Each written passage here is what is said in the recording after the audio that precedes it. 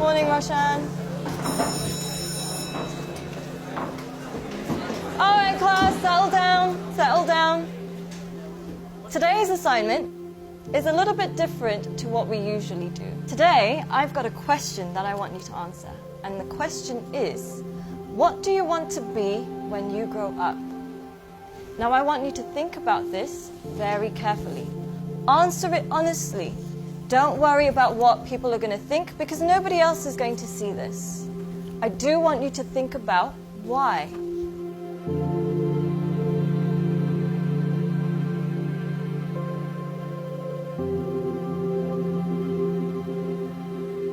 Take your time and answer this honestly.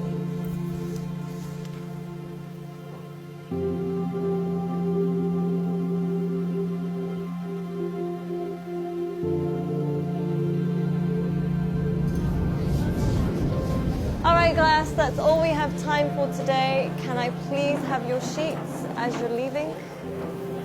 Thank you.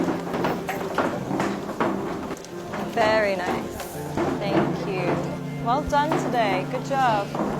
Have a nice day. Thank you, Boomy. Thank you, John. Bye, Chance.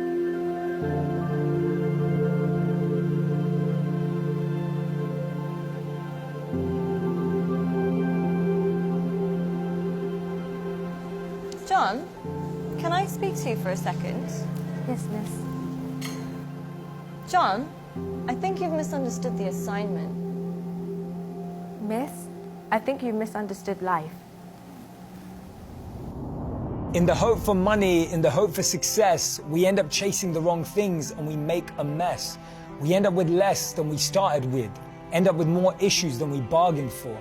Whilst climbing that ladder and that stairway, we forget why we started climbing in the first place. Once, the king of Bhutan was asked by an interviewer what the GDP of Bhutan was. He was surprised and shocked.